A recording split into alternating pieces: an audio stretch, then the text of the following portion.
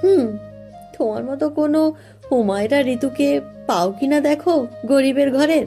তার জীবনটা তেজপাতা বানিয়ে দেবে তোমার এই গুণধর লক্ষ্মী ছেলে। এভাবে বলছো কেন? ইরফান একজন চমৎকার হাজবেন্ড হবে, দেখো। ওর বাবা চাচাদের মতো আগে ইহানের বিয়েটা দেই, তারপর ওর জন্য মেয়ে দেখা শুরু করব। হুমায়রা ঋতু বিড়বিড় করে বলে। হুম, দেখা যাক কি হয়। টেনশন করো না রিতু, একটু একটু শুধু মেজাজি ছেলে, এর বেশি বাড়াবাড়ি কিছুই হবে না। স্বাদে আহ্লাদে শহরের অত্যন্ত প্রসিদ্ধ একটি রেস্তোরাঁ। শহরের মাঝামাঝি অবস্থানে অবস্থিত এই রেস্তোরাঁটি অন্যান্য রেস্তোরাঁগুলোর তুলনায় ব্যাপক জনপ্রিয়। এছাড়াও শহরের ব্যবসায়িক প্রতিষ্ঠানগুলো কাছাকাছি হওয়ায় এখানেই কাস্টমার ভিড় জমায় বেশি। স্বাদে আহ্লাদের আশেপাশে রয়েছে দায়রা আদালত, ডিসি অফিস এবং বিভিন্ন সরকারি বেসরকারি প্রতিষ্ঠান। কর্মজীবীরা তাদের ব্যস্ত জীবনে দুপুরের খাবারের জন্য এই রেস্তোরাঁকে চোখ বুজে ভরসা করে। স্বাদে আহ্লাদে থেকেই জেলার বয়েজ স্কুল, গার্লস স্কুল এবং অন্যান্য সরকারি প্রতিষ্ঠানগুলো তাদের টিফিন অর্ডার দিয়ে থাকে। এই সেবা প্রতিষ্ঠানে মোট ১৩ জন শেফ এবং ২৮ জন কর্মচারী কাজ করে। ৪ বছর আগে প্রেরণা আহসান নামের ভদ্রমহিলা নিজস্ব অর্থায়নে রেস্তোরাঁর দালানটি ভাড়া নেয়। সেই থেকেই বেশ রমরমা চলছে এই রেস্তোরাঁ। প্রতিদিন দুপুরের মিল এবং বিকেল এবং সন্ধ্যার নাস্তা তৈরি করে স্বাদে আহ্লাদে আইনজীবী থেকে শুরু করে বিভিন্ন শ্রেণীর কর্মজীবী মানুষ এখানেই ছুটে আসে। আজ বারে রবিবার, আজ ব্যস্ততা একটু বেশিই থাকবে। প্রেরণা স্বাদে আহ্লাদের সামনে স্কুটার দাঁড় করিয়ে ত্রস্ত পায়ে ছুটে যায় ভেতরে। বেলা ১১টা বেজে গিয়েছে। ১২টা থেকে মিল টাইম শুরু হয়। ১ ঘন্টায় সে সর্বোচ্চ ১ পদের ইনস্ট্রাকশন দিতে পারবে। হন্তদন্ত বিশালাকার কিচেনে ঢুকে তার ক্যাবিনেট খুলে কিচেন অ্যাপ্রন গায়ে চাপিয়ে নেট প্যাক পরে নেয় প্রেরণা। হাতে গ্লাভস পরতে পরতে তার সহকারী শেফ আফরাকে বলে, সর্ষে রেডি? ইয়েস ম্যাম, ২৫০ গ্রাম। প্রেরণা বিরক্ত হয়, চবর্গীয় শব্দ করে বলে, হোয়াট ইজ দিস আফরা? তোমাকে বারবার বলেছি ৫০০ গ্রামের কথা। আচ্ছা, এখন অবধি উপকরণের পরিমাণ সম্পর্কে কোনো ধারণা নিতে পারলে না। এভাবে চলে? যাও, আরও ২৫০ গ্রাম রেডি করে ফেলো। আর ২ ভাগ করে ১ ভাগ মাছ এটাতে ম্যারিনেট করো। আর সাব্বিরকে ডাকো। আজ ফিশ মার্কেট থেকে যে মাছগুলো পাঠালাম রেস্তোরাঁয় তার লিস্ট নিয়ে আমার কাছে আসতে বলো। অর্ডারি রিপোর্টগুলোও চাই। আফরা মাথা নেড়ে চলে যায়। প্রেরণা ঘুরে ঘুরে সব চেক করে চিকেনের পাতিলের কাছে যেতেই ঘাড় ঘুরিয়ে একজন শেফকে বলে, চিকেন কে করেছে? শেফ সারা ঘর চুলকে বলে ওঠে, হলুদের গুঁড়াটা ঠিকঠাক দিতে পারোনি, তরকারির রং আসেনি। সারা লজ্জিত ভঙ্গিতে হাসে। এমন সময় সাব্বির এসে কিচেনের দরজার সামনে দাঁড়িয়ে বলে, ম্যাম আসবো? এসো। বলো, বিল কত হয়েছে? ম্যাম ৪,৫০০। ওকে, লিস্টটা ক্যাশ কাউন্টারে রাখো, আমি দেখবো। স্কুলের টিফিন পাঠিয়েছো? ইয়েস ম্যাম, তবে আজ একটু প্রবলেম হয়েছিল। কি? গার্লস স্কুল থেকে সিঙ্গারা অর্ডার করেছিল আর বয়েজ স্কুল থেকে প্যাটিস। উলটপালট করে পাঠিয়ে দিয়েছিলাম, পরে অবশ্য ম্যানেজ করেছে। প্রেরণা বিরক্ত ভঙ্গিতে বলে, তোমাদের দিয়ে যদি একটা কাজও ঠিকঠাক হয়, আমি যেদিকে যাব না সেদিকেই গোলমাল বাঁধবে। আচ্ছা যাও, আমি আসছি। সাব্বির চলে যায়। প্রেরণা ঘড়িতে সময় দেখে, বেলা 11:30 বেজে গিয়েছে। শুদ্ধর স্কুল ছুটির সময় হয়ে গিয়েছে। সে তড়ি ঘড়ি করে হাত থেকে গ্লাভস খুলে ভ্যানিটি ব্যাগ থেকে ফোনটা বের করে প্রীতমের ফোনে ফোন লাগায়। ওপাশ থেকে প্রীতম ফোনটা রিসিভ করেই বলে ওঠে, আপু বলো, সব ঠিকঠাক? আচ্ছা তুই কি করছিস? লোগো তৈরি করছিলাম, হাতে কিছু কাজ আছে। কেন আপু? শোন, শুদ্ধর ক্লাস টিচার টেক্সট পাঠিয়েছে আজ বাস দিতার একটু প্রবলেম হয়েছে, তুই গিয়ে একটু নিয়ে আয় না। ঠিক আছে আপু, টেনশন করো না, এক্ষুনি যাচ্ছি আমি। কল কেটে প্রীতম কম্পিউটারের সামনে থেকে উঠে দাঁড়ায়। পেশায় আপাতত সে একজন ফ্রিল্যান্সার, খুবই পরিশ্রমী এবং মেধাবী। সাদা রঙের টি শার্টের ওপর একটি ব্লু শার্ট চাপিয়ে চশমাটা পরিষ্কার করে চোখে লাগিয়ে ওয়ালেট নিয়ে সে লিভিং রুমে যায়। লিভিং রুমের ডিভানে বসে মিস জেনি প্রণমীকে নোবেল পড়ে শোনাচ্ছিল। প্রীতমকে দেখেই মিস জেনি বলে ওঠে, কোথাও বেরোচ্ছ? হ্যাঁ, শুদ্ধকে আনতে যাচ্ছি। আজ বাস আসবে না। দরজাটা লক করে দিন মিস জেনি। প্রীতম বেরিয়ে যেতেই মিস জেনি এসে প্রণমীর কাছে বসে, তারপর বলে, তোমার ভাইয়া প্রীতম বেশ সুদর্শন প্রণমী, ওর এখন বিয়ে করা উচিত। প্রণমী হেসে বলে, ঠিক বলছেন মিস জেনি, বড় আপুও সেদিন বলেছিল আমাকে। তুমি কেমন মেয়েকে চাও ভাইয়ার বউ হিসেবে প্রণমী? প্রণমী কিছুক্ষণ ভাবে, তারপর বলে, যে আমার ভাইয়াকে আমার মতো ভালোবাসবে, আনকন্ডিশনালি, আরও কোনো গুণ চাই না আমার ভাবির মধ্যে। মিস জেনি প্রণমীর মাথায় হাত বুলিয়ে দিতে দিতে বলে, তুমিও এমন কাউকে পাবে যে তোমাকে আনকন্ডিশনালি ভালোবাসবে প্রণমী, মিলিয়ে নিও। প্রণমীর ফর্সা গাল দুটো মুহূর্তেই লজ্জায় লাল হয়ে যায়। সে বলে ওঠে, যা, এমন কথা বলবেন না মিস জেনি। আরে আরে বোকা মেয়ে, রাগ করছো কেন? আচ্ছা তোমার বয়স কত? 18 বছর। তোমার বিয়ের বয়স হয়েছে প্রণমী, বিয়ে তো একদিন না একদিন করতেই হবে। আমার মতো অন্ধকে কে বিয়ে করবে?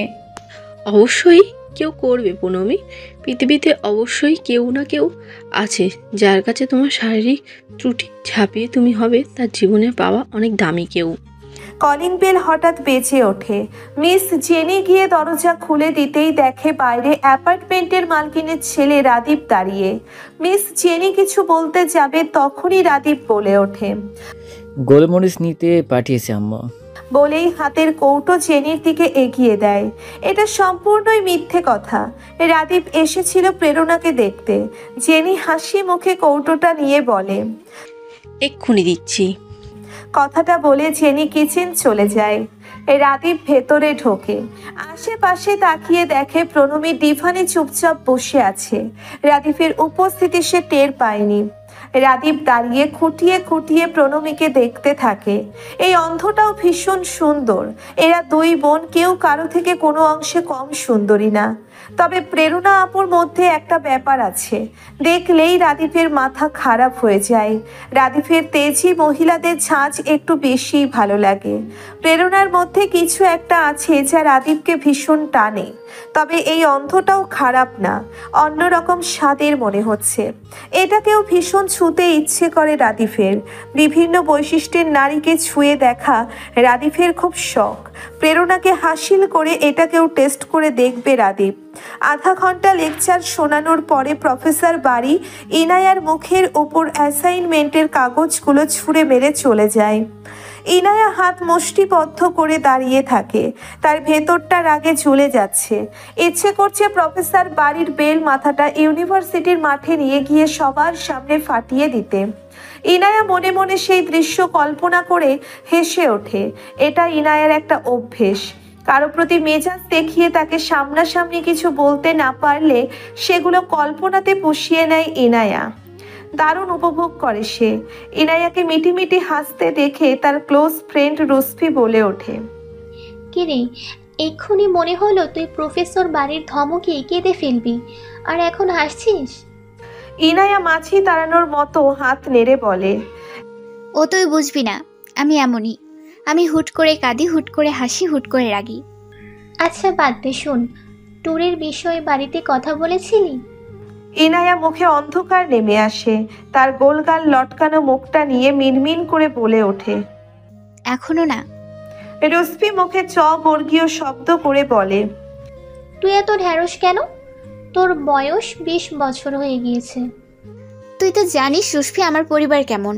পাপা, মাম্মা, বড় বাবা, বড় মা, মেজো বাবা, মেজো মা, দাদানরা, আপু খুবই স্ট্রিক্ট। এই বিষয়ে কেউ পারমিশন দেবে না। হ্যাঁ, সেটা তুই আগে ভাগে জেনে বসে আছিস। গত 6 মাসে আমরা 3 বার ট্যুর দিলাম, আর তুই ফ্যামিলি ছাড়া কোথাও যাস না। তুই কি দুধের শিশু এখনো? সবাই কত অ্যাডভেঞ্চার্স করে, তুই ঘরে বসে থাক। ইনায়ার মনটাই খারাপ হয়ে গেল। এটা সত্যি, ইনায়ারও একটু স্বাধীন হয়ে উঠতে ইচ্ছে করে অন্যান্য বন্ধুদের মতো। কিন্তু বাড়ির সবাই। রুসফি ইনায়ার গালে হাত রেখে বলতে থাকে, অত কিছু শুনতে চাই না। তুই এবার আমাদের সাথে যাচ্ছিস, ব্যাস।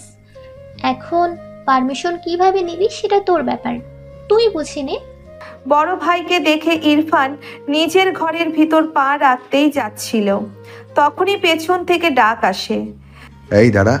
ইরফান দাঁড়িয়ে যায়। ভাইয়ের চোখে সে পড়ে গিয়েছে, পালাবার পথ নেই। ইহান লম্বা পা ফেলে ইরফানের মুখোমুখি এসে দাঁড়ায়। ইরফান ভাইয়ের দিকে তাকিয়ে মুখ হাসি হাসি করে বলে ওঠে, শুভ জন্মদিন দাদা। গতকাল রাতে উইশ করেছিস? ইরফান বলে। ও তাই তো, কিছু বলবে? প্রীতমকে? ঠান্ডা গলায় জানতে চায় ইহান। ইরফানের ভ্রু কুচকে যায়। দাদান ওই রাস্কেলটার নাম কোথায় শুনলো? কি হলো বল, প্রীতমকে? কেউ না, চিনি না। চিনিস না অথচ মারামারি করিস? ইরফান দাদানের দিকে তাকিয়ে আছে। ইহান ভাইয়ের চোখে চোখ রেখে অত্যন্ত ঠান্ডা গলায় বলে, গ্র্যাজুয়েশন কমপ্লিট করেছিস, এখন তোর উচিত পাপার কাঁধে কাজ মিলিয়ে বিজনেস দেখা, অফিসে বসা, অথচ রাস্তায় গুন্ডামি করে বেড়াস। বড় বাবার রেপুটেশন নষ্ট করে ছাড়বি? সামনের মাস থেকে তুই আর ইনসিরা পাপার সাথে অফিসে যাবি, বাড়ির ব্যবসা সামলাবি, দুজনেই উচ্ছন্নে যাচ্ছিস। দেওয়ালের আড়াল থেকে বড় দাদানের কথা শুনছিল ইনশিরাহ। শেষের কথাটাই তার ভীষণ মন খারাপ হয়। দাদানের মতে সে উচ্ছন্নে যাচ্ছে, নিজের পছন্দে ফটোগ্রাফি শখটাকে বেছে নিয়েছে, সেটাকে উচ্ছন্নে যাওয়া বলে? দাদান আর্মিতে ছিল নিজের ইচ্ছেই, সেখানের থেকে ফিরে এসে পলিটিক্স জয়েন করেছে নিজের ইচ্ছেই। তাহলে ইনশিরাহ ফটোগ্রাফার হলে দোষ কোথায়? নাকি দাদান ইনশিরাহ আর শাইমের কথা জেনে ফেলেছে? না না, সেরকম হলে তো মির্জা বাড়ির 5 মির্জা সামিনিয়াসার, ইলহাম মির্জা, ইসমাম মির্জা, ইহান তাজওয়ার মির্জা, ইরফান মির্জা এতক্ষণে ইনশিরাহকে কেটে টুকরো টুকরো করে পাশের ডিসি অফিসে লেকে ফেলে দিয়ে আসতো। দাদানের ডাকে চমকে ওঠে ইনশিরাহ। ইহান গম্ভীর কণ্ঠে বলে, আড়ি বাঁধছিস তুই? আড়ি বাঁধবো কেন দাদা, আমি এখানে দাঁড়িয়ে আছি। আচ্ছা ঠিক আছে, শুনে তো ফেলেছিস, দুজনে কথাটা ভালো করে মাথায় ঢুকিয়ে নাও। সামনের মাস থেকে মির্জা এন্টারপ্রাইজে অফিসে বসবে দুজন, কোনো গাঁইগুই না। কথাটা ইহান ইরফানের চোখের দিকে তাকিয়ে বলে, তারপর বলিষ্ঠ শরীরে হেলে দুলে নিজের ঘরের দিকে যায়। বারান্দায় দাঁড়িয়ে দুজনকে দেখছিল অদ্রিতা, আলো আর ঋতু। আলো মুখ হাসি হাসি করে ঋতুকে বলে, দেখেছো, একেবারে শামীম ইয়াসার মির্জার মতন শাসন। ঋতু মাথা নাড়ায়, অস্ফুট স্বরে বলে, হ্যাঁ, সামিন ইয়াসান মির্জাই। এখন একটা আদ্রিতা আলো এনে দাও। কম্পিউটারের মনিটর থেকে দৃষ্টি সরিয়ে ডেস্কের ওপর কম্পমান যন্ত্রটাকে মুঠোয় নিয়ে কলটা রিসিভ করে কানে ধরে। ওপাশ থেকে কান্না ভেজা নারী কণ্ঠ ভেসে আসে। প্রীতম? হ্যাঁ আন্টি, বলুন। আপনি কাঁদছেন কেন? প্রীতম, জামি কি তোমার বাড়িতে? না তো আন্টি, কেন, ও বাড়িতে যায়নি? না, আসেনি। তোমার আঙ্কেলকে তো চেনো প্রীতম, আমাকে অশ্রাব্য ভাষায় গালি দিচ্ছে। তোমার বন্ধু কি আমাকে কোনোদিন একটু শান্তি দেবে না?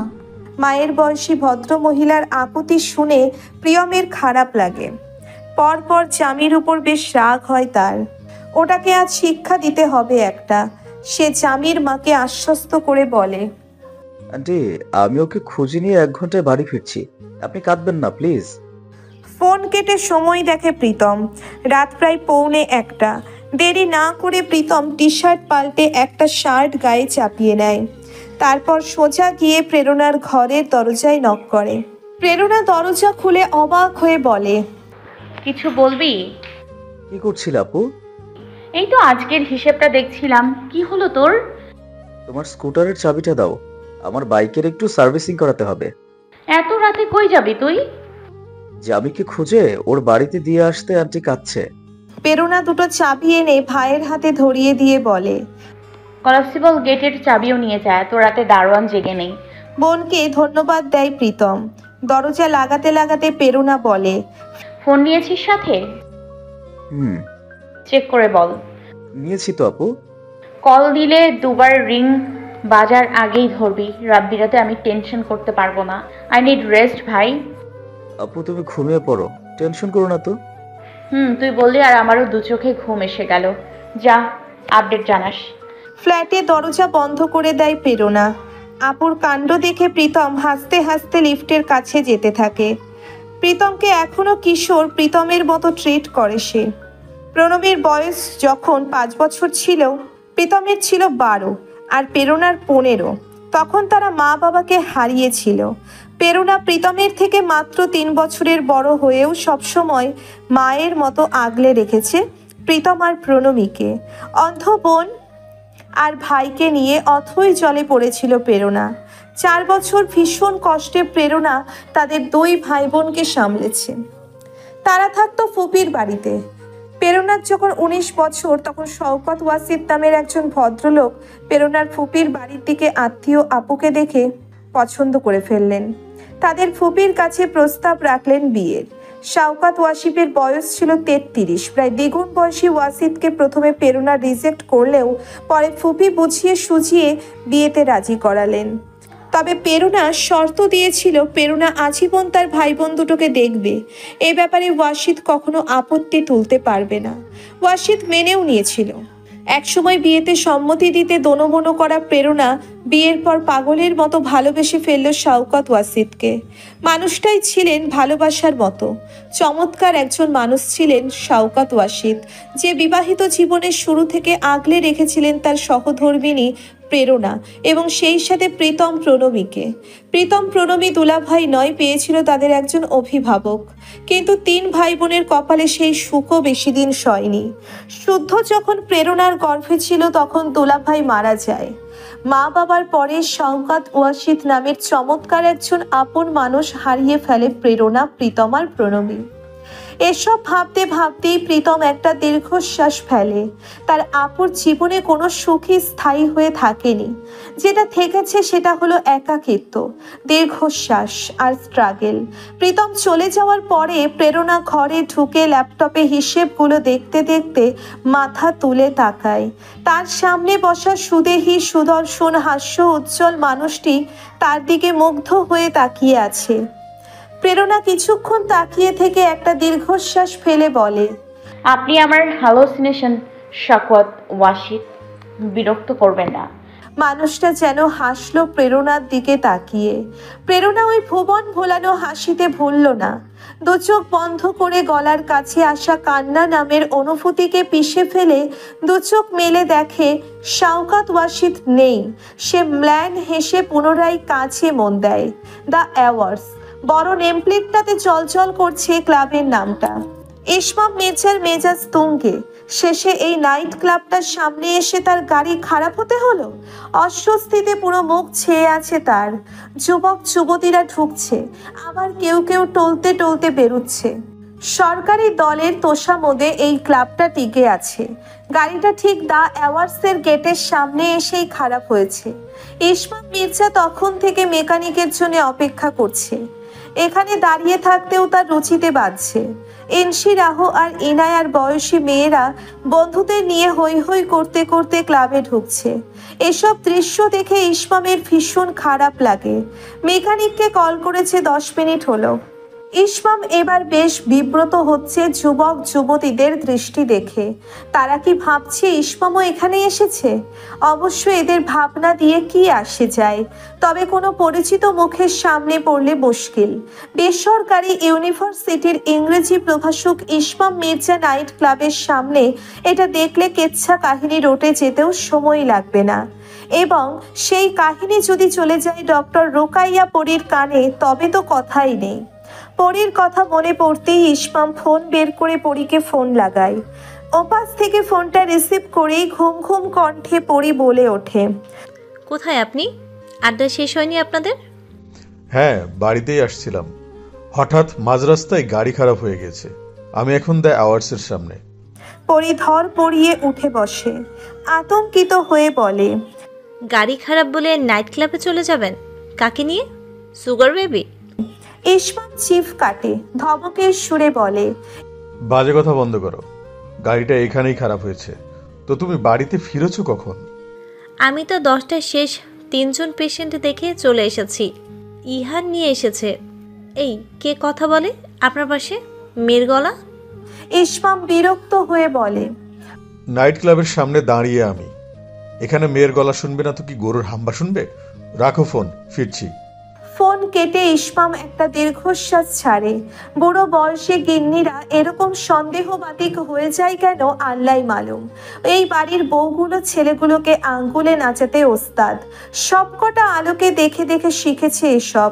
পূর্বপুরুষরা কেমন চর মেরে মেরে বউ শাসাতো, আর এখন বউকে মারা তো দূর, উল্টে তার মার খায়। ছেড়ে দে আমাকে, খেতে দে, খেতে প্রীতম। জড়ানো গলায় বলে। প্রীতমকে সরিয়ে দিয়ে জামি তার হাতের গ্লাসটাতে চুমুক বসায়।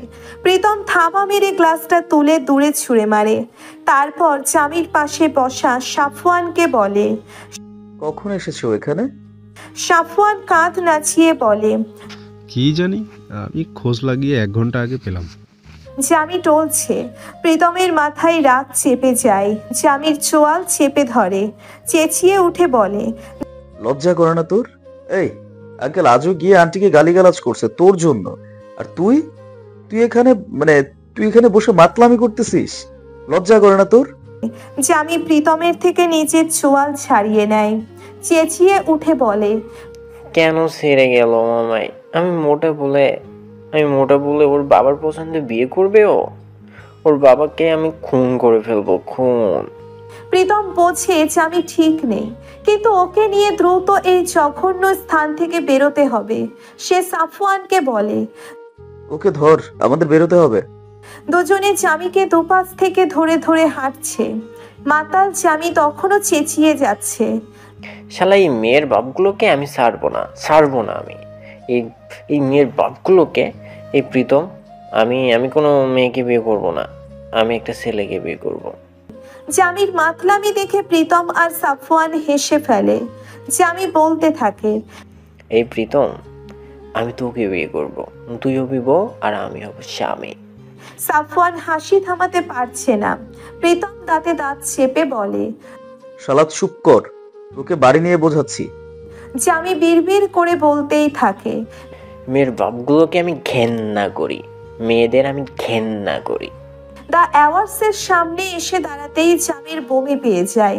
প্রীতম সাফওয়ানকে বলে, ওকে ধরে রাখ, আমি স্কুটার ঘুরিয়ে আসছি। প্রীতম চলে যেতেই জামি সাফওয়ানের থেকে নিজেকে ছাড়িয়ে নিয়ে 2 কদম সামনে এগোতেই হরহর করে বমি করে দেয়। এই ছেলে, what are you doing? Oh shit. Ismam গাড়ির দরজা খুলে বেরিয়ে এসেই জামিকে ঠেলে সরিয়ে দেয়। জামি তার গাড়িতে বমি করেছে। ইসমাম সেদিকে তাকিয়ে কপাল কুঁচকে জামিকে ধমকে ওঠে, ওহ শিট। এই ছেলে, কি করেছো তুমি? সাফওয়ান ছুটে এসে জামিকে ধরে। প্রীতম চেঁচামেচি শুনে স্কুটার রেখে ছুটে আসে। সে কিছুই বুঝতে পারছে না। ইসমাম মির্জা জামির ওপর চেঁচাতে থাকে, অপদার্থ কোথাকার, যা হজম হয় না তা খেতে চাও কেন, ব্লাডি রাস্কেল। প্রীতম এগিয়ে যায়। ততক্ষণে বুঝতে পারে ঘটনা কি ঘটিয়েছে জামি। সে ইসমামের মুখোমুখি দাঁড়িয়ে বিনয়ের স্বরে বলে, সরি আঙ্কেল, ও বুঝতে পারেনি। ইসমাম রাগে গজগজ করছে। আজকের দিনটাই জঘন্য তার। সে বলতে থাকে, তোমরা এই জেনারেশনের ছেলেদের চাপকে সিধে করে দেওয়া উচিত, সব বুকে যাওয়া। প্রীতমের কথাটা খুব আত্মসম্মানে লাগলেও সে প্রতিবাদ করে না। মুরব্বী মানুষ বলতেই পারে, তাই সে চুপ থাকে। কিন্তু ইসমাম জ্ঞান দেওয়ার মতো করে বলে, এসব বেরেল্লাপনা না করে ক্যারিয়ার বানাও, জীবনটা ফুর্তি করে কাটিয়ে দেওয়ার না। প্রীতম স্পষ্ট ভাষায় জবাব দেয়, আঙ্কেল, এখানে আমরা ফুর্তি করতে আসিনি, আপনার ভুল হচ্ছে। ইসমাম তাচ্ছিল্যের হাসি হেসে বলে, নাইট ক্লাবে তবে কি নামাজ আদায় করতে এসেছো? তোমরা হচ্ছে সোনার বাংলার বোঝা। এবার প্রীতম নিজের ভদ্রতা বজায় রাখতে পারে না। কাট কাট বলে ওঠে, আপনিও তো এখানে এসেছেন, এখানে বেহাল্লাদের সাথে আপনার কাজ কি? ফুর্তি করতে এসেছেন? ইসমাম মির্জা থতমত খেয়ে যায়। তার সামনে দাঁড়িয়ে থাকা ছেলের বয়সী সুদর্শন যুবকের অপমানসূচক কথায় জামি বিড়বিড় করে চড়ানো গলায় বলে ওঠে, ঠিক বলেছিস আঙ্কেল, আপনার চেহারায় একটা সুগার ড্যাডি ভাব আছে। আপনি অনেক সুন্দর আঙ্কেল। ইসমাম দ্বিতীয় দফায় চমকে যায়। প্রীতম জামির মুখ চেপে ধরে শান্ত চোখে তাকিয়ে আছে। ইসমাম বলে ওঠে, কতগুলো বাস্টার্ড। ওই হ্যালো, ভদ্রভাবে কথা বলুন আঙ্কেল। হ্যাঁ, আমার বন্ধু আপনার গাড়ি নষ্ট করেছে, তার জন্য মাফ চেয়েছি, কিন্তু আপনি সেই তখন থেকেই আমাদের অপমান করছেন। হ্যাঁ, আমরা সবাই এখানে ফুর্তি করতে এসেছি, তাতে আপনার অসুবিধা কি? হ্যাঁ, বাস্টার্ড কাদের বলছেন আপনি?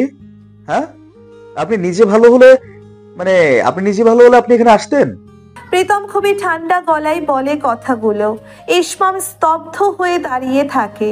জামি মাতালের মতো ইসমামকে বলে ওঠে, সুন্দর আঙ্কেল, আপনার কি কোনো মেয়ে আছে? ইসমাম তেতে উঠে বলে, তাতে তোমার কি ব্লাডি স্কাউন্ড্রেল? প্রীতম জামিকে ধরে বলে, চল স্কুটারে বস, আজ তোকে আমি খুন করব, তোর জন্য এসব হয়েছে। জামি প্রীতমের কথায় পাত্তা না দিয়ে চেঁচিয়ে ইসমামকে বলে, সুন্দর আঙ্কেল, আপনার যদি কোনো মেয়ে থাকে তাহলে আপনাকে ফাঁকেও। প্রীতম মাতাল জামির মুখ চেপে ধরে সাথে সাথে। ইসমামের গা কাঁপছে রাগে। তার ইচ্ছে করছে তার সামনে দাঁড়িয়ে থাকা ছেলেগুলোকে পিস পিস করতে। জামি নিজের মুখ ছাড়িয়ে নিয়ে ডান হাতের মধ্যমা আঙ্গুল তুলে ইসমামকে আবারও বলে, ফাঁকেও সুন্দর আঙ্কেল। প্রীতম আর কোনো কথা না বলে স্কুটার স্টার্ট দেয়। জামিকে মাঝখানে বসিয়ে সাফওয়ান পিছনে বসে জামির মুখ চেপে ধরে। জামি আবারও মুখ থেকে সাফওয়ানের হাত সরিয়ে ইসমামকে চেঁচিয়ে বলে, আমি মেয়েদের বাবাকে ঘেন্না করি। প্রীতম একটা গভীর নিঃশ্বাস ফেলে স্কুটার উড়িয়ে স্থান ত্যাগ করে। ইসমাম রাগে হাত মুষ্টিবদ্ধ করে দাঁড়িয়ে আছে। এত জঘন্য ছেলেগুলোর বাবা মায়ের জন্যে ইসমামের খুব আফসোস হচ্ছে।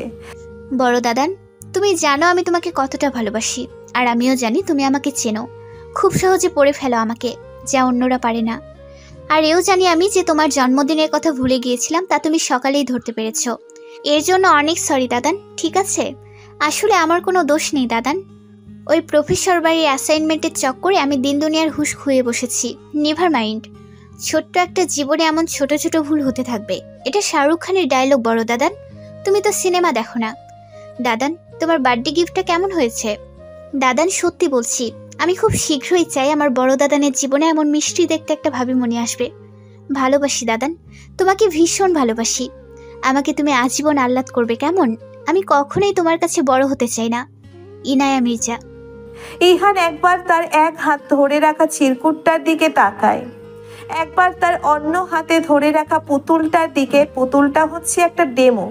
ইনায়ার ঠিক এমন দেখতে একটা ভাবি চাই। চিরকুট এটাই স্পষ্ট করে লেখা। ইহান পুতুল আর চিরকুটটা রেখে এবার ইনশিরাহর চিরকুটটা তুলে নেয়।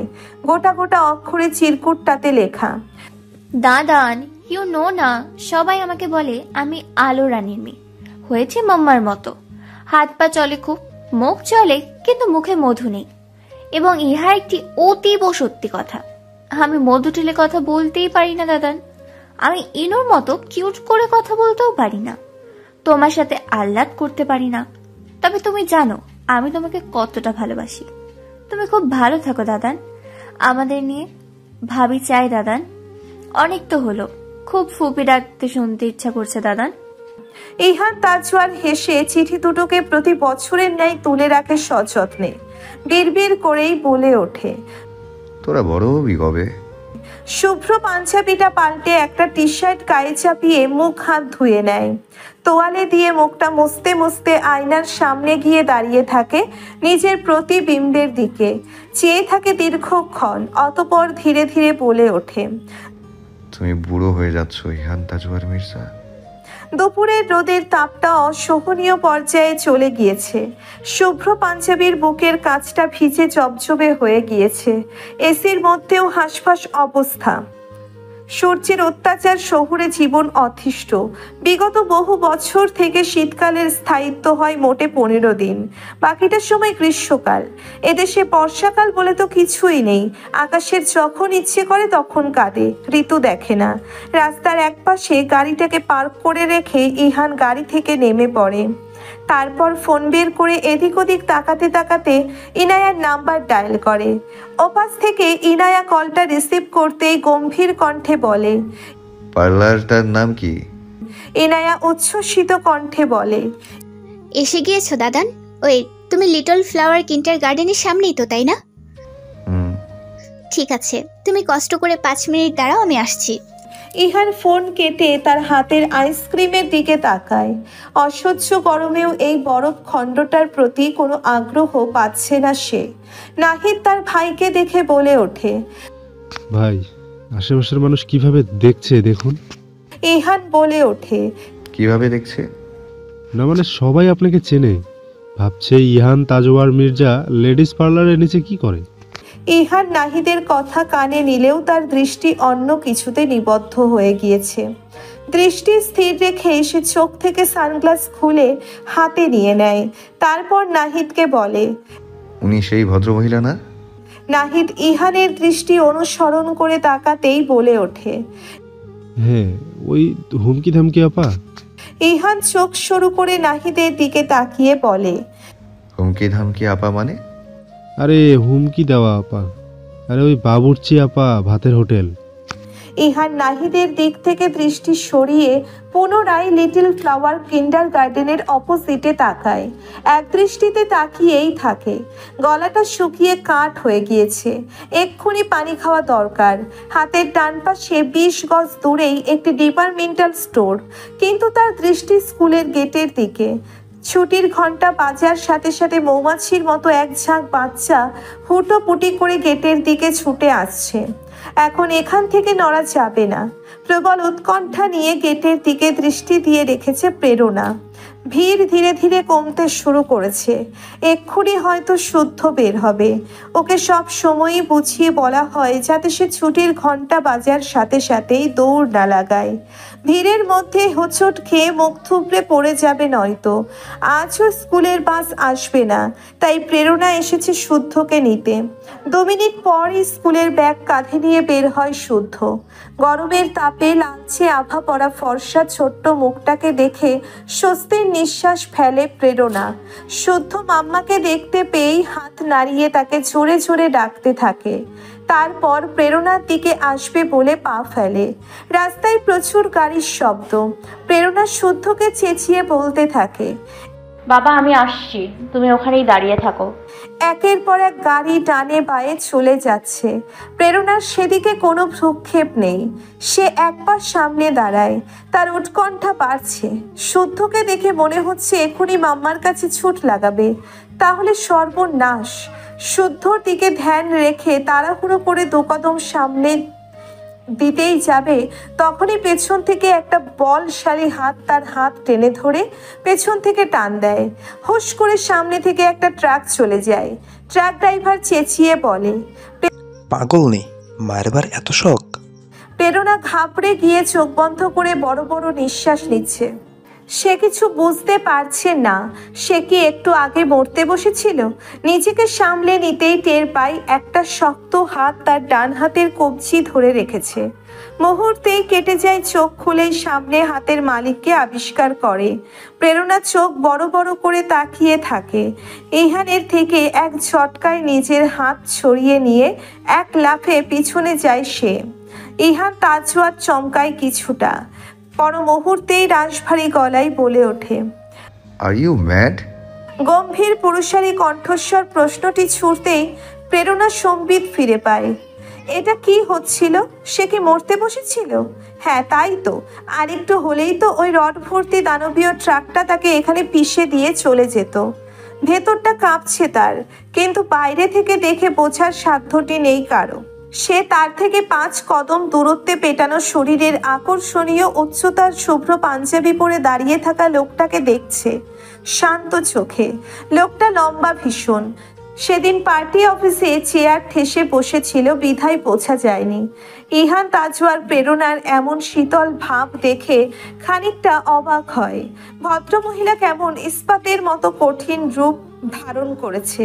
সে তার গতানুগতিক গাম্ভীর্য বজায় রেখে কিছু বলতে যাবে, তখনই প্রেরণা তাকে কিছু বলার সুযোগ না দিয়েই তাড়াহুড়ো করে বলে ওঠে, ধন্যবাদ। ব্যাস এই একটা শব্দ উচ্চারণ করতে যেটুকু দেরি, চোখের পলক সে রাস্তা পার হয়ে ওপাশে চলে গিয়েছে। ইহানের ভ্রুযুগল কুঁচকে আসে। কেমন অনুসন্ধানী দৃষ্টি দিয়ে অগান্তুক ভদ্রমহিলার চঞ্চল পদক্ষেপ দেখছে। লম্বা বিনুনি কোমরের কাছে কলবি লতার ন্যায় দোল খাচ্ছে। পরনে তার শাড়ি, ধূসর চমিন কালো পাড়, কালো ব্লাউজের কোনোই অবধি হাতা। ভদ্রমহিলা কি সবসময় শাড়ি পরে? প্রেরণা ছুটে গিয়ে শুদ্ধকে আগলে নেয়। ব্যস্ত ভঙ্গিতে এদিক ওদিক দেখে একটা রিক্সা দাঁড় করায়। তারপর ছেলেকে তুলে নিচেও উঠে বসে। পাশে বসিয়ে নেয় শুভ্রকে। ইহান তাজওয়ার তাকিয়ে আছে। পাশ থেকে নাহিদ বলে, এটা সম্ভবত হুমকি ধামকি। থুরি রেস্তোরাঁ মালকিন আপার ছেলে। প্রায় দিন রেস্তোরাঁর ক্যাশ কাউন্টারে দেখি মায়ের সাথে বসে থাকে। শুদ্ধ না বিশুদ্ধ নাম সম্ভবত। ইহান চোখ ফেরায় না। যেভাবে টান টান হয়ে দাঁড়িয়ে ছিল সেইভাবেই থাকে। প্রেরণা রিক্সার হুড তুলে দেয়। স্বল্প সময়ে রিক্সা প্রস্থান করে। দাদান। ইনায়ার কণ্ঠস্বর শুনে ইহান ফিরে তাকায় বোনের দিকে। ইনায়া চঞ্চল পায়ে এগিয়ে এসে হাঁপাতে হাঁপাতে বলে, চলো, আমার হয়ে গিয়েছে। হঠাৎ করেই আকাশটা রং পাল্টে ফেলল। আকাশের দিকে তাকালেই মনে হচ্ছে এই শহরে এক্ষুনি ছাপিয়ে পড়বে। না না, এক্ষুনি নয়। আকাশটা দ্বিধা দ্বন্দ্বে ভুগছে। টানা 2-3 দিন কাঠফাটা গরম ছিল। ইনশিরাহর অপটু মস্তিষ্কের আন্দাজ এবং ওয়েদার ট্র্যাকারের হিসেবের মতে আজ বৃষ্টি হবার কথা ছিল। আন্দাজ মিলে গিয়েছে। ইনশিরাহ নিজের ট্রাভেল ব্যাগ কাঁধ থেকে নামিয়ে পাশের একটা উঁচু ঢিবির ওপর রাখে। তারপর সেখান থেকে হলদে রেইনকোট বের করে পরে নেয়। মনে মনে আকাশকে ধন্যবাদ জানায় তার প্রতি সদয় হওয়ার জন্যে। এমন একটা আবহাওয়ার দরকার ছিল ইনশিরাহর। রেইনকোট চাপিয়ে তার শখের ক্যামেরাটা সে হাতে তুলে নেয়। এটা মেজো বাবা তার গত জন্মদিনে গিফট করেছিল। ক্যামেরার লেন্স চেক করে একবার আশেপাশেও চোখ বুলিয়ে নেয়। জায়গাটা বেশ শুনশান। অবশ্য 2-1 জন আসা যাওয়া করছে হাইওয়ে থেকে। গাড়ি চলাচল তো করছেই। ইনশিরাহর গোলাপি রঙের স্কুটিটা একপাশে পার্ক করে রাখা। সে আজ এখানে এসেছে ছবি তুলতে। কিছু নতুন এবং ইউনিক ওয়াইল্ড লাইফ ফটো তুলে সে তার ফটোগ্রাফির গুরু আলবার্ট সিঞ্চকে পাঠাবে আফ্রিকাতে। এখন তার পরবর্তী পদক্ষেপ হচ্ছে গামবোট পরে হাইওয়ের পাশ ঘেঁষা বিস্তীর্ণ খোলা মাঠে নেমে ব্যাঙের খোঁজ করা। ইনশিরাহ হাসে। তাকে নির্ঘাত মানুষ পাগল ভাববে। অবশ্য ইনশিরাহর তাতে কিছুই চাই আসে না। সে ঝাঁসি কি রানীর মাতা, রানী অদ্রিতা আলোর কন্যা। নিজেকে সম্পূর্ণ সুরক্ষিত করে ক্যামেরা হাতে উঁচু রাস্তার ঢাল বেয়ে নামার জন্যে পা বাড়ানোর আগেই সেখানে উপস্থিত হয় তার পরিচিত কালো মার্সিডিসটা। ইনশিরাহ একটুও অবাক হয়নি। সে তাকিয়ে আছে। রেইনকোটের টুপি তুলে রেখেছে মাথায়। শাইম গাড়ি থেকে নেমে এগিয়ে আসে। তার ঠোঁট জুড়ে প্রশস্ত হাসি। সুগঠিত শরীরটায় হালকা গোলাপি রঙের ফর্মাল শার্ট, টাই বেশ মানিয়েছে। ইনশিরাহ দেখে বলে ওঠে, প্রযুক্তির সদ্ব্যবহার করো তুমি। শাইম হাসে। ইনশিরাহ বলে, যাক, মানলে আমি তোমার প্রেমিক। আমি ভেবেছি আমি মূলার তরকারি। তোমার আশেপাশে থাকলেই বিরক্ত লাগে বলে কপাল কুঁচকে রাখো। ইনশিরাহ মেকি হেসে বলে, টু ফানি। এলে কেন? ব্যাংক খুঁজতে তোমার সাথে। অফিসে ফর্মাল পোশাকে মানিয়েছে, সভ্য লাগছে বেশ। অসভ্য ছিলাম কখনো? আলবাত। বাবা শত্রু সামেন ইয়াসার মির্জার কন্যাকে মাধ্যমিক থেকে লাইন মেরেছ, নির্লজ্জের মতো। কথাটা শেষ হতে না হতেই দুটো বলিষ্ঠ হাতে ইনশিরাহর কাঁধ চেপে ধরে নিজের কাছে নেয় শাইম। ইনশিরাহ চোখ পাকিয়ে তাকায়। চোখ মুখ কঠিন হয়ে গিয়েছে তার। শাইম হাত সরিয়ে নিয়ে বলে, ওহ সরি। তারপর ঘোর লাগা কণ্ঠে বলে ওঠে, আপনি অসভ্যতমী সংজ্ঞা ভুলে গিয়েছেন ইনশিরা বিনতে শামিম। গত 6 বছর ধরে যা করেছি সেগুলো আমার অসভ্যতামি নয়, আমার ধৈর্য। আর এই ধৈর্যের বাঁধ ভেঙে যেটা করে ফেলবো সেটা অসভ্যতামি। সাইবের মত্তক দৃষ্টি থেকে চোখ সরিয়ে ইনশিরাহ অস্ফুট স্বরে বলে, কি করবে? বাবা শত্রু শামিন ইয়াইস মির্জার আদরের কন্যাকে তুলে নিয়ে বিয়ে করব। ঝড় উঠবে শহরে। 2 পক্ষের মধ্যে ধাওয়া পাল্টা ধাওয়া হবে। আইনের লোক হিমশিম খেয়ে যাবে তাদের সামলাতে। বৃষ্টি নামতে শুরু করেনি তখনও। সিঁদুর রঙা আকাশটা আশ্চর্য রকমের সুন্দর ঠেকলো ইনশিরাহর কাছে। ইনশিরাহ হেসে ক্যামেরার ওই দৃশ্যটাকে বন্দি করতে করতে সাইবের কথার জবাবে বলে, দেখা যাক। কাঁধের ওপর নরম দুটো হাতের অস্তিত্ব টের পেয়ে আবেশে দু চোখ বন্ধ করে ফেলে স্বামী নিয়াসার মির্জা। রিক্লাইনার চেয়ারে হেলান দিয়ে বসে সে পলিটিক্যাল ম্যাগাজিন পড়ছিল। ধীরে ধীরে হাত দুটো তার মাথায় উঠে চুলের মধ্যে বিচরণ করছে, চুল টেনে দিচ্ছে অত্যন্ত শৈল্পিক কৌশলে। মেয়ে ফিরেছে? স্ত্রীর উদ্দেশ্যে ধিমি আওয়াজে বলে সে। আলো মাথা থেকে হাত সরিয়ে দিয়ে স্বামীর মুখোমুখি বসে, কপট রাগ দেখিয়ে বলে, দ্বন্দ্ব বাড়িতে থাকে আপনার মেয়ে, আজ এখানে ফটোগ্রাফি করতে যাচ্ছে তো কাল সেখানে। ও কি একটু বুঝবে না ও একটা মেয়ে? কিছু সীমাবদ্ধতা তো মেনে তো চলা উচিত। আপনারা 3 ভাই লাই দিয়ে দিয়ে একেবারে নষ্ট করেছেন। স্বামী স্ত্রীর কথায় হাসে, বলে, খারাপ কোথায়? ফটোগ্রাফি কি খারাপ? মেয়ে বলে কি শখ থাকবে না? তুমি কি চাইতে মেয়ে ডাক্তার বা ইঞ্জিনিয়ার হোক? আমি ওসব চাই না, আমি চাই মেয়ে ভালো থাকুক। না, আমি সেটা চাইনি, তবে অন্য কোনো শখকে বেছে নিতে পারতো। এই যে ফটোগ্রাফির নাম করে খালে বিলে ঘুরে বেড়ায় ছেলেদের মতো, এগুলো কেমন দেখায় বলুন তো? গ্র্যাজুয়েশন শেষ হতে আর বছরখানেক লাগবে, তারপর ওর মেজো বাবার সাথে বিজনেস দেখবে, তা না করে বাউন্ডুলে হয়ে ঘুরে বেড়ায়। ইরফান আর ইনশিরার এমন হলো কেন? কই আমার ইহান আর ইয়ানা তো এমন নয়, যা বলি তাই করে। স্বামীন হেসে বলে, সবাই ভদ্র হলে চলবে, দেখবে এই দুটোর কপালে এমন জীবন সঙ্গী জুটবে একেবারে সিধে হয়ে যাবে। তুমি এত চাপ নিও না। আচ্ছা, প্রেশারের ওষুধ নিয়েছিলে তোমার? আলো মাথা নাড়ে, স্বামীর দিকে তাকিয়ে মুখ হাসি হাসি করে অস্ফুটে বলে, 26 বছরে কত কিছু বদলেছে, আমরা বদলেছি। আপনি পলিটিক্স ছেড়েছেন, দল ক্ষমতা হারিয়েছেন, পুনরায় ক্ষমতা পেয়ে আবারও হারিয়েছেন। ছেলে মেয়েরা বড় হয়ে গিয়েছে, এই বাড়ির ডিজাইন বদলেছে।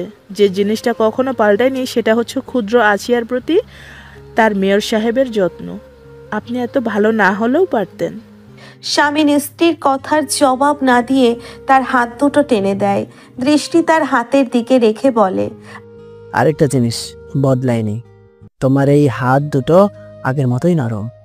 আলো হাসে, স্বামী নিয়াসার বলতে থাকে, এই চুড়ি দুটো কেমন লাগে? এই চুড়ি দুটো কেমন কালচে লাগছে, পলিশ করাও না কেন? করাবো, এইবার পলিশ করে এই চুড়ি জোড়ার যা স্বর্ণ ঘাটতি পড়বে নতুন করে গড়ে তুললেই রাখবো, আর হাতে রাখবো না। স্বামী স্ত্রীর দিকে তাকিয়ে অবাক হয়ে বলে, কেন? ইহানের বউ আনবো। এখন তো এই চুরির উপর এই প্রজন্মের বড় ছেলে বউয়ের অধিকার, তাই না? স্বামী নিয়াসার মির্জা মাথা নাড়ায়, স্ত্রীর দিকে তাকিয়ে বলে, সময় কত দ্রুত আমাদের এখানে এনে দাঁড় করিয়েছে আছিয়া।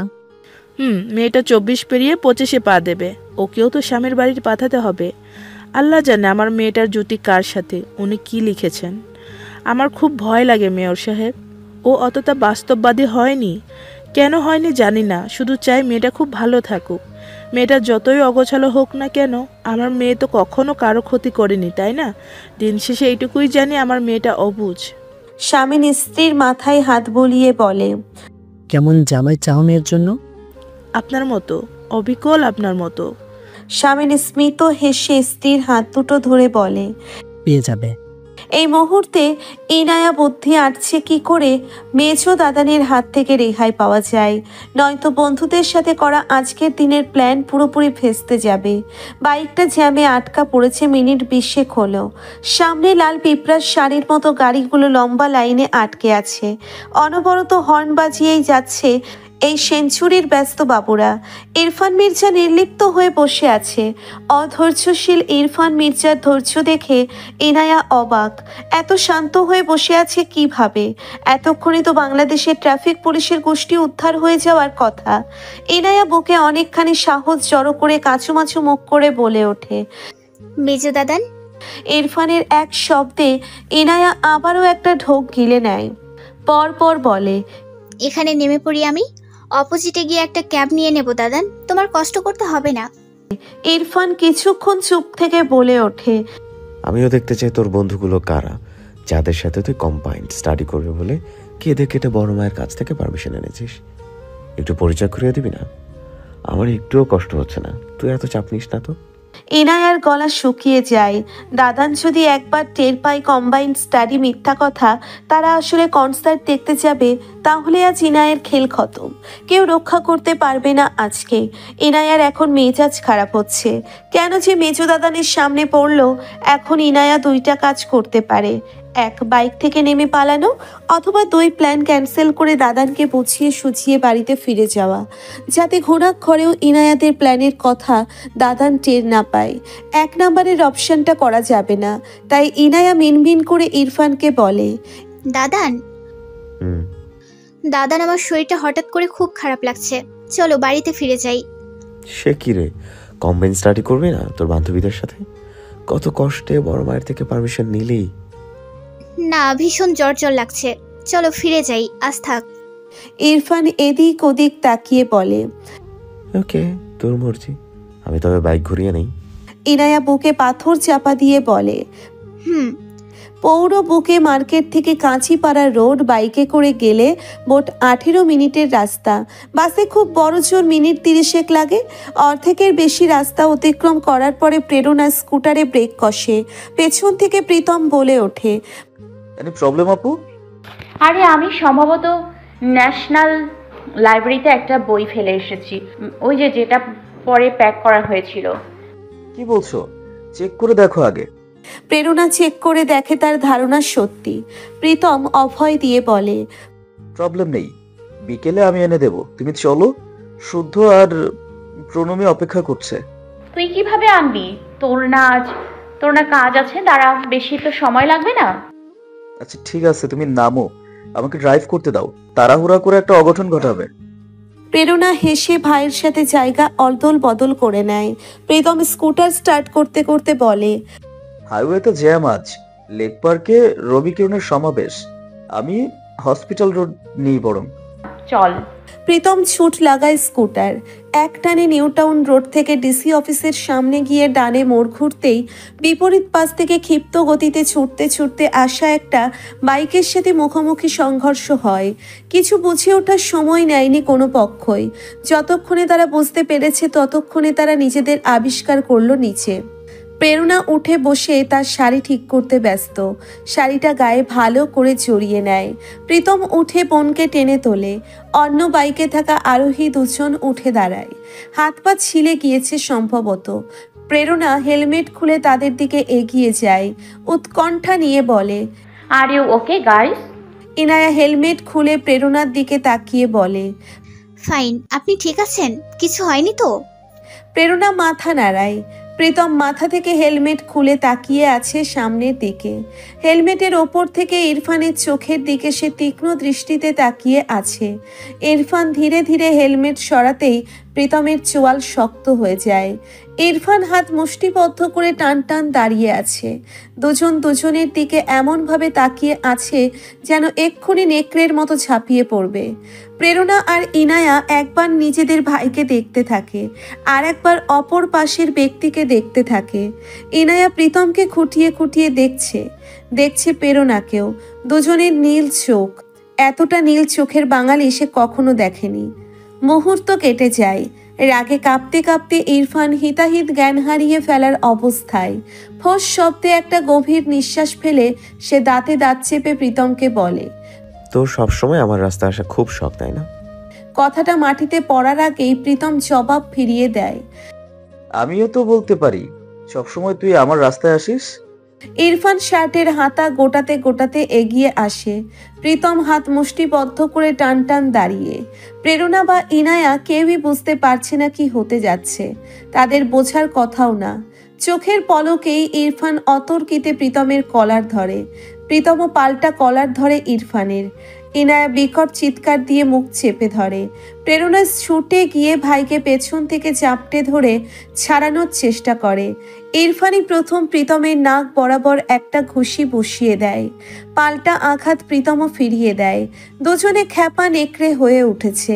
কপালের দুপাশের রগ দৃশ্যমান, শুধু ফুসফুস আওয়াজ বের হচ্ছে। প্রেরণা টানছে প্রীতমকে, ইনায়া ছুটে এসে টানছে ইরফানকে। কেউ পেরে উঠছে না। আশেপাশে লোকজন নেই বললেই চলে। চেঁচিয়ে কোনো লাভ হবে কিনা সন্দেহ। ইতিমধ্যেই আঘাতে আঘাতে দুজনেই রক্তাক্ত। ইরফান আরেকটা ঘুষি নিয়ে তেড়ে এসে চেঁচিয়ে বলে, বাস্টার্ড।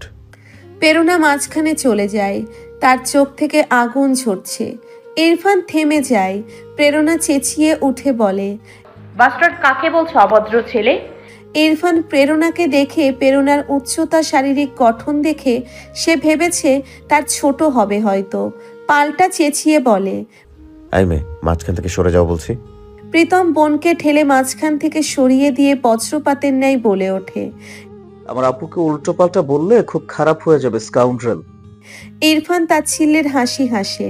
প্রেরণার দিকে তাকিয়ে ব্যঙ্গ করে বলে, ও আপু, ও বড় আপু, শ্রদ্ধেয় আপু, আপনি প্লিজ পাশে দাঁড়ান, আপনার সোনা ভাইয়ের মুখের অবকাঠামো চেঞ্জ করতে দেন। প্রীতম তেড়ে যায়। খুব দম না তোর? হ্যাঁ, খুব দম। আয় আয় তাহলে দেখি যে কার থোবরা পাল্টে দেয়, কে কার থোবরা পাল্টে দেয়। দুজন পুনরায় দুজনের ওপর ঝাঁপিয়ে পড়ে। একবার প্রীতম ওয়ালের সাথে ইরফানকে ঠেকিয়ে খুশি মেরে বলে, পাতি গুন্ডা কোথাকার, হ্যাঁ, বহুত ভদ্র থেকেছি আমি, আজ তোকে বোঝাবো। পর মুহূর্তেই চাল পাল্টে যায়। ইরফান প্রীতমকে দেওয়ালে ঠেকিয়ে খুশি মেরে বলে, আমি পাতি গুন্ডা না, নে তাহলে। প্রেরণা আর ইনায়া গায়ের সমস্ত শক্তি প্রয়োগ করে দুজনকে কোনো মতে ছাড়ায়। প্রেরণা চেঁচাতে থাকে, আমি পুলিশ ডাকবো, স্টপ, দুজনেই থামো। কে শোনে কার কথা? কিংকোবরার মতো ফুঁসছে দুজন। ইনায়া কোনো উপায় অন্তর না পেয়ে শিগগিরই ফোন লাগায় বড় দাদানের নাম্বারে। এদিকে প্রেরণা ভাইকে ধাক্কা মেরে দূরে সরিয়ে দিয়ে মাঝখানে দাঁড়িয়ে যায়। ইরফান একদলা থুথু রাস্তায় ছুঁড়ে ফেলে হিংস্র দৃষ্টিতে দেখে প্রীতমকে। আজ প্রীতমও যেন হিংস্র হয়ে উঠেছে। পকেট থেকে ফোন বের করে ইরফান কারো নাম্বার ডায়াল করে ওপাশের ব্যক্তিকে বলে ওঠে, যতজন পারিস চলে আয় কালী মন্দির রোডে। প্রীতম চোখ মুখ খিচিয়ে নিজের ফোন বের করে ফোন লাগায় জামির নাম্বারে। কালী মন্দির রোডে আয়, সব কটা আয়। গরমের ভয়ঙ্কর দাপটে অস্থির দুপুর। ইনায়ার মাথার রক দুটো লাফালাফি করছে। ইরফানের পিছনে দাঁড়িয়ে আছে সে, কিন্তু সে তীক্ষ্ণ দৃষ্টিতে তাকিয়ে আছে তার দাদানের মুখোমুখি দাঁড়িয়ে থাকা লম্বা সুদর্শন সুদেহী আর অদ্ভুত নীলচে চোখের খ্যাপাটে মানুষটার দিকে। তার ধারণা ছিল এই শহরে তার মেজ দাদানি একমাত্র তার কাটা লোক। তবে সামনে রক্তাক্ত মুখ নিয়ে দাঁড়িয়ে থাকা মানুষটাকে দেখে বুঝতে পারছে সেও কোনো অংশে কম না। ইনায়ার এবার ভয় বাড়ছে, বড় দাদান কেন আসছে না? আজ যদি এখানে কুরুক্ষেত্র হয় তখন? তার মেজো দাদানকে যদি ওই লোকটা খুব মারে? তার ঘোর কাটে প্রেরণার কণ্ঠস্বর শুনে। প্রেরণা প্রীতমকে ধমকে স্কুটার স্টার্ট করতে বলছে, প্রীতমের বন্ধু বান্ধবদের ধমকে চলে যেতে বলছে। ইতিমধ্যেই ওই স্থানে পৌঁছে গিয়েছে প্রীতম আহসান আর ইরফান মির্জা, উভয়ের ডজন খানেক বন্ধু বান্ধব। কারো কারো হাতে হকি স্টিক। সবাই যুদ্ধের প্রস্তুতি নিচ্ছে যেন। আজ এখানে খেলা হবে। প্রীতম বোনের কথায় ভ্রুক্ষেপ না করে বলে, আপু তুমি যাও, আমি একটু বোঝাপড়া করে আসছি। ইরফান ইনায়াকে উদ্দেশ্য করে বলে, যা এখান থেকে, আমি আসছি। ঠিক সেই সময়ে ইহান তাজওয়ার মির্জার নীল রঙের বিএমডব্লিউটা এসে থামে সেখানে। সবাই সেদিকে দৃষ্টি নিক্ষেপ করে। দরজা খুলে বেরিয়ে আসে শুভ্র পাঞ্জাবি পরিহিত ইহান তাজওয়ার। সানগ্লাসটা চোখ থেকে খুলে ফেলে সে সবার দিকে এক পলক তাকায়। ইনায়া ছুটে গিয়ে বড় ভাইয়ের পিছনে দাঁড়ায়। রাস্তার দুপাশে 9টা করে মোট 18টা বাইক, 20 থেকে 30 জন লোক। ইরফানের বাইক আর প্রেরণার স্কুটি সেভাবেই পড়ে আছে। ইহান সবার দিকে এক পলক দৃষ্টি দিয়ে প্রীতম আর ইরফানের রক্তাক্ত মুখমণ্ডল দেখে। সবাই কিছুটা থ হয়ে গিয়েছে ইহান তাজওয়ার মির্জাকে দেখে। ইরফান তাকিয়ে আছে তার ভাইয়ের দিকে। প্রেরণা ইহানকে দেখে এগিয়ে আসে, গম্ভীর কণ্ঠে বলে ওঠে, শুরুটা আপনার ভাই করেছে। ইহান এক পলক প্রেরণার দিকে তাকিয়ে সবাইকে উদ্দেশ্য করে বলে, আমার পার্টি অফিসে চলো সবাই, এখানে দাঁড়ানো প্রত্যেককে বলা হলো। প্রেরণা প্রশ্ন তোলে, কেন?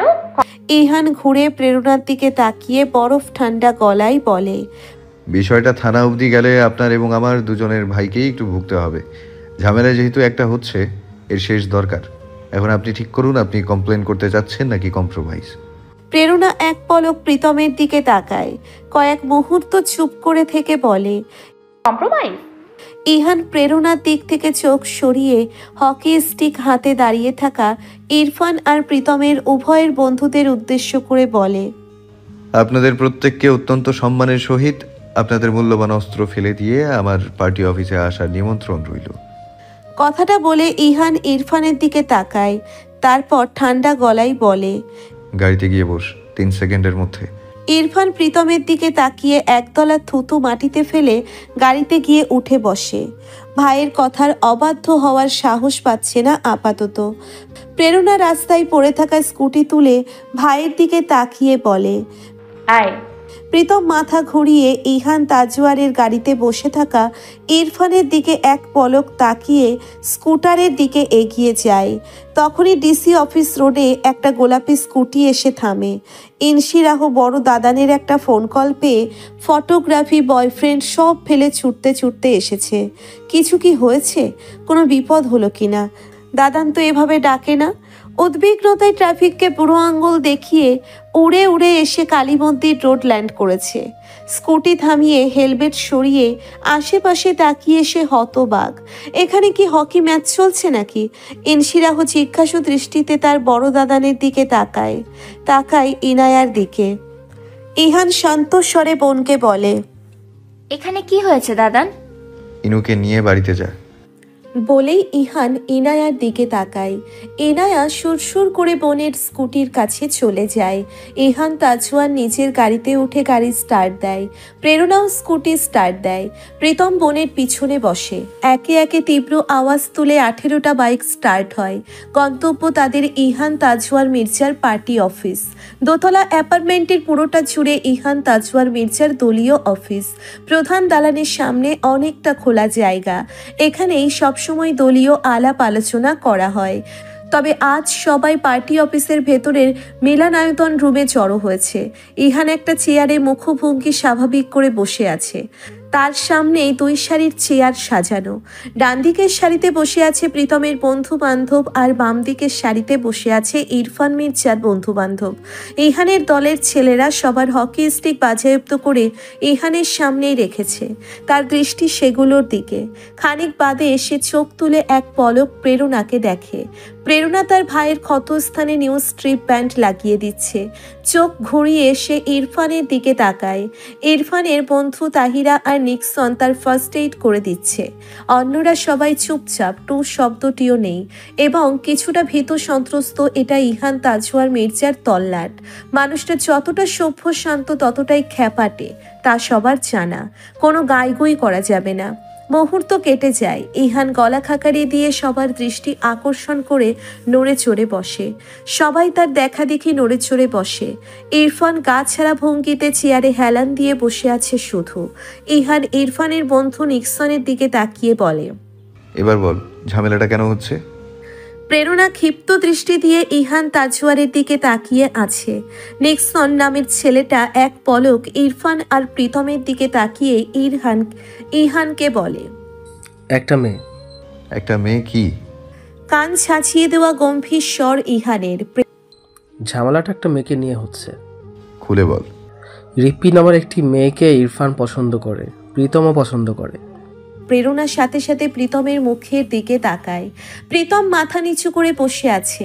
ইহান তাজওয়ার বলতে থাকে, তারপর কি? এটা নিয়েই ঝামেলা হচ্ছে।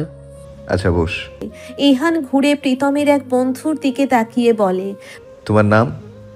আমার নাম শুভ। হ্যাঁ শুভ, বলো।